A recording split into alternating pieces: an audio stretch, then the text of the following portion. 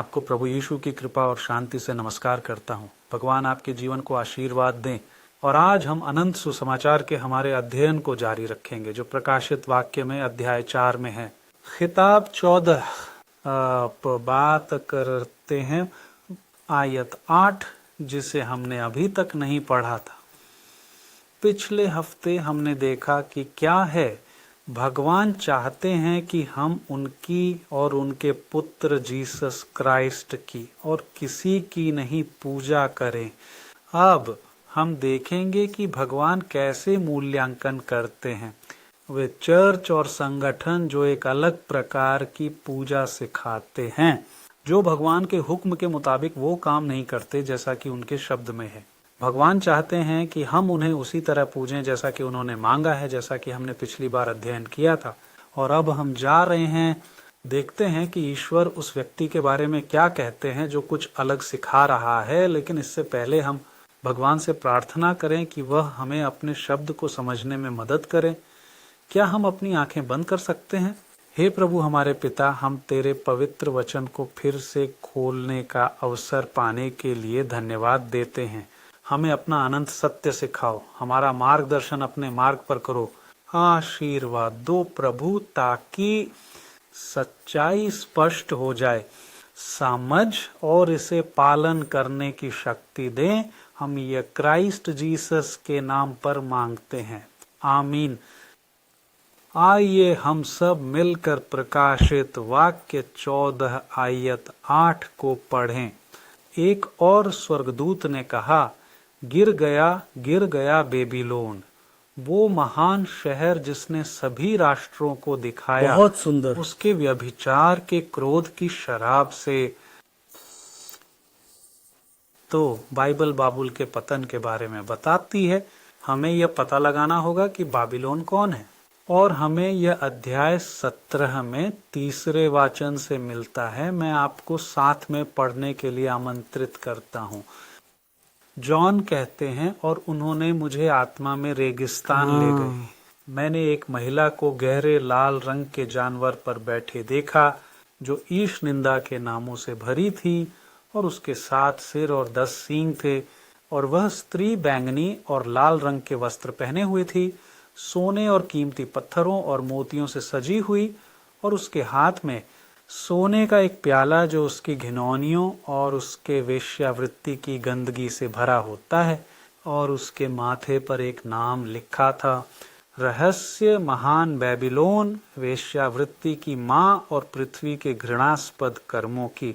और मैंने देखा कि स्त्री संतों के रक्त और यीशु के गवाहों के रक्त से मदमस्त थी। और जब मैंने उससे देखा, मैं बहुत आश्चर्यचकित हुआ। तो बाबुल को एक महिला के रूप में पेश किया गया है। यह महिला कौन है, वह क्या दर्शाती है? तो पहले हम महिला प्रतीक का अर्थ समझने जा रहे हैं। इसे हम इफिसियों की पुस्तक में अध्याय 5 वचन 25 में पाते हैं। आइए साथ में पढ़ें। प्रेरित पौलुस का एक पत्र भी इफिसियों 5 वाक्य 25 लिखा है, हे पतियों, अपनी पत्नी से प्रेम करें जैसे क्राइस्ट ने चर्च से प्रेम किया और खुद को उसके लिए समर्पित किया। यहाँ पर एक तुलना की गई है, महिला चर्च मसीह पति। तो हमारे पास है का महिला को चर्च के रूप में देखा जाता है। बेबीलोन एक चर्च है। अब ये कौन सा चर्च है? रेवलेशन 17 में जो हमने पढ़ा उससे हम समझ सकते हैं। ये महिला लाल रंग के शेड्स में कपड़े पहने हुई थी, जो एक प्रकार का लाल रंग है, और बैंगनी जो कि एक प्रकार का जामुनी रंग होता है। तो इस चर्च के पुजारी इसे पहनते हैं इन रंगों के साथ भी। साथ ही यह कहा जाता है कि वह चर्च सोने से सजाया गया था, चांदी, कीमती पत्थर। तो ये एक ऐसा चर्च है जहां आप प्रवेश करते हैं और आप देखते हैं सामग्री, आप उस समृद्धि को देखते हैं। इसके अलावा ये भी देखा गया था कि उसके पास एक स्वर्ण प्याला था, सोने का प्याला हाथ में। तो ये चर्च एक ऐसा चर्च है जहां पुजारी पूजा की रस्म के दौरान सोने के प्याले को उठाता है।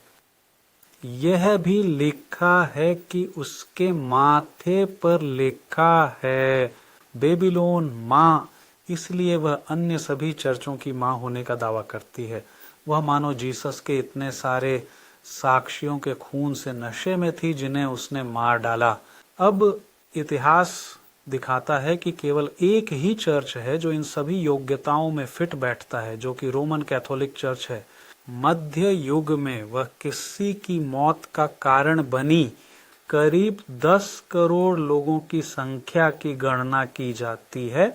उस समय का व्यक्ति, कभी कभी वहां एक कागज का टुकड़ा होता है, उस पर बाइबल का एक हिस्सा लिखा होता है। यह पहले से ही मृत्यु दंड के योग्य एक अपराध था और इंक्विजिशन कोर्ट ने दोषी ठहराया और राज्य ने सजा को लागू किया। इसलिए बेबीलोन कैथोलिक चर्च है। वहां प्रकाशित वाक्य 14 आयत 8 में, जैसा कि हमने पढ़ा, कहा गया है कि वह गिर गई, परंतु ईश्वर की नजर में वह गिर गई और ईश्वर देखता है वह क्यों गिरी, क्योंकि वह कुछ ऐसा सिखा रही है जो उससे अलग है, जो वह अपने शब्द में सिखाता है। और अब हम कुछ साक्ष्य देखेंगे, ठीक है।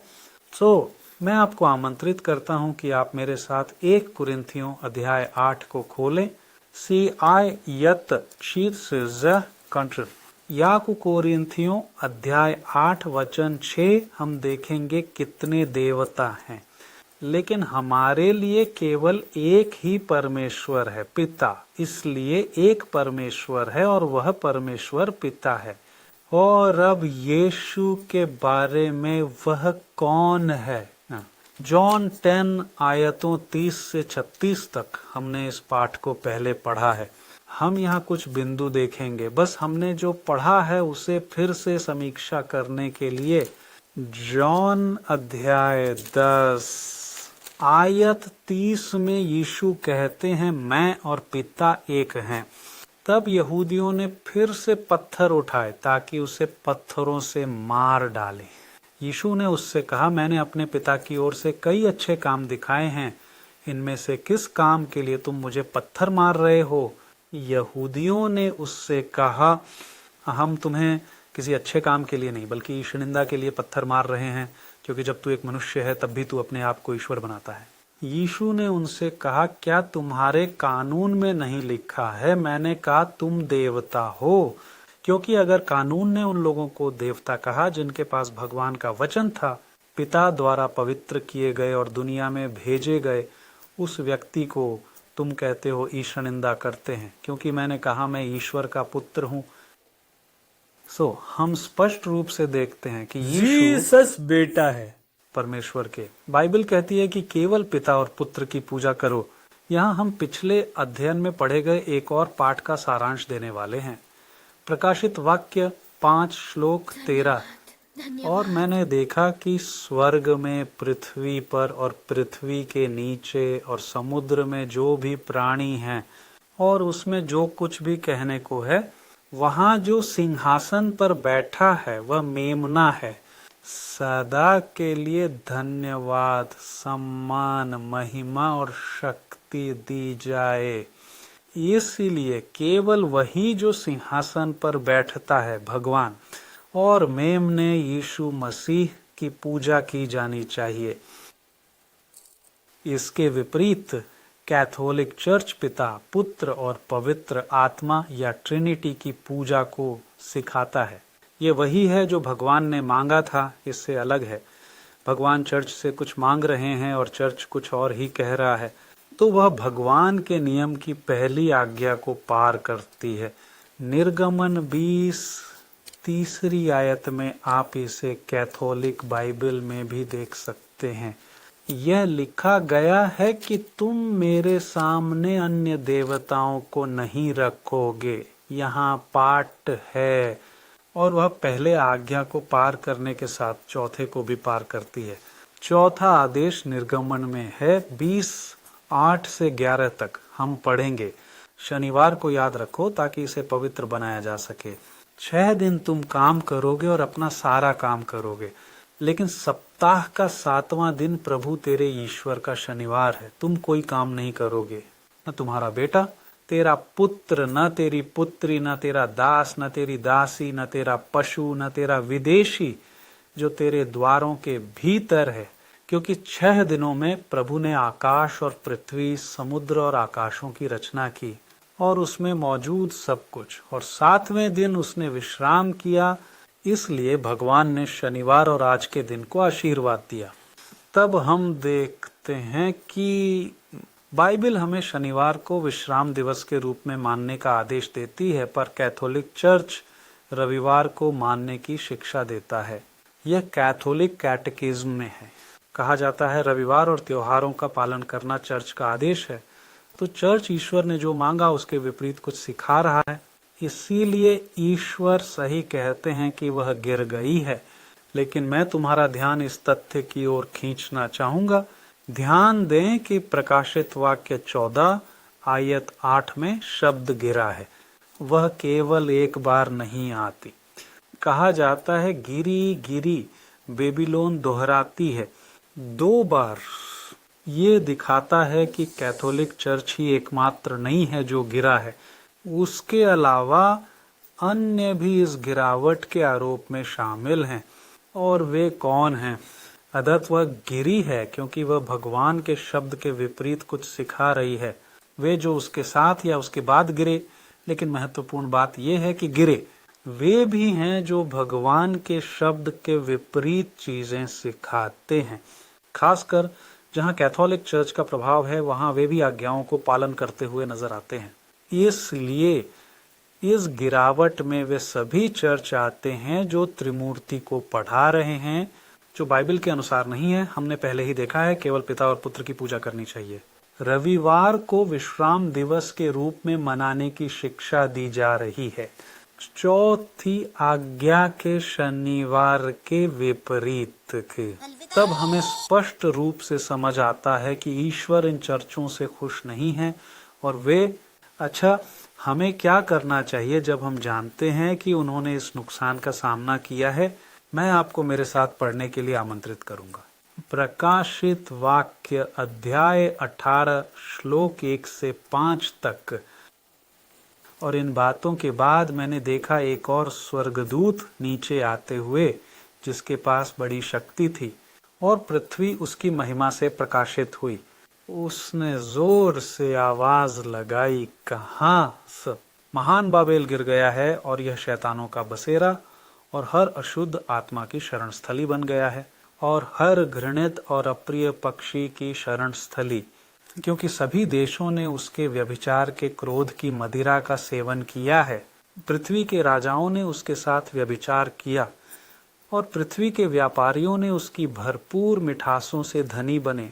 और मैंने आसमान से एक और आवाज सुनी जो कह रही थी, मेरे लोग उससे बाहर निकल आओ, ताकि तुम उनके पापों में भागीदार न बनो और उनकी विपत्तियों में न फंसो, क्योंकि उनके पाप स्वर्ग तक चढ़ गए हैं और ईश्वर ने उसकी अधर्मिता को याद किया है। ईश्वर की वह अपील जो ईमानदार व्यक्ति के लिए है, आपके लिए, यह गिरी हुई मंडलियों को छोड़ देने के लिए है। और क्यों? क्योंकि ईश्वर के विपत्तियां उन पर आने वाली हैं। ईश्वर जो हो रहा है उससे प्रसन्न नहीं है। भगवान इस बात से बिल्कुल खुश नहीं है कि उन्होंने अपने वचन में एक बात कही थी और चर्च दूसरी बात सिखा रहे हैं। तो वह हमें बुला रहा है, उससे बाहर निकल आओ। और प्रभु की पुकार यही है, क्या आप इन गिरी हुई कलीसियाओं को छोड़ना चाहते हैं? शायद जिस चर्च में आप हैं वो आपके माता पिता या परिवार का चर्च हो सकता है, लेकिन आखिर में आप भगवान का पालन करना चाहते हैं। क्या आप इस चर्च को छोड़कर परमेश्वर के उस लोगों से जुड़ना चाहते हैं जो उनके वचन और सभी आज्ञाओं का पालन कर रहे हैं? यह लोग उस चर्च के हैं जहां से आप ये अध्ययन प्राप्त कर रहे हैं। अंतिम चेतावनी का चौथा देवदूत मंत्रालय। क्या आप गिरे हुए चर्च को छोड़कर इस सच्चे ईश्वर के चर्च से जुड़ना चाहते हैं? यदि ये आपकी इच्छा है तो मैं अब आपके लिए प्रार्थना करना चाहता हूँ। क्या हम अपनी आंखें बंद कर सकते हैं? हमारे पिता बने जो हमें अपनी आदतों में ऊंचा उठाते हैं, मैं इस आत्मा के लिए आपसे विनती करता हूँ जिसने अब गिरे हुए चर्चों को छोड़ने का निर्णय लिया है और अपने वफादार और आज्ञाकारी लोगों के साथ मिलकर चले। उसे बंधन तोड़ने की शक्ति दें प्रभु। ये दोस्ती के बंधन हो सकते हैं, चर्च के पद भी हो सकते हैं, अन्य चीजें हो सकती हैं जो उन्हें किसी गिरे हुए पंथ से जोड़ती हैं, लेकिन बिना उसके सारे बंधन तोड़े और प्रेम तुम्हारी सच्चाई के प्रति, तुम्हारी आज्ञा का पालन करने और प्रभु यीशु का अनुसरण करने की इच्छा से अधिक हो किसी भी अन्य बंधन से। हे प्रभु, आज जिस आत्मा ने निर्णय लिया है उसे आपके पवित्र दूत साथ दें और कोई भी उसे प्रभु यीशु के हाथों से छीन नहीं सकता, क्योंकि वह उनकी एक सच्ची भेड़ है। हे प्रभु, हम ये आशीषें मांगते हैं यीशु मसीह के नाम पर, आमीन। हम सीख रहे थे कि भगवान की नजरों में कई चर्च गिर गए हैं। हम सीख रहे हैं कि भगवान हमसे क्या चाहते हैं, आज्ञाकारिता की दिशा में सही कदम उठाने के लिए और अनंत जीवन की ओर जाने वाले एकमात्र मार्ग में, क्योंकि ईश्वर की आज्ञा का पालन किए बिना वास्तविक आशा नहीं हो सकती। मोक्ष का ठोस तरीका। अगले अध्ययन में हम ये पता लगाएंगे कि प्रलय का जानवर कौन है, उसकी निशानी क्या है और इसे प्राप्त करने से कैसे बचें।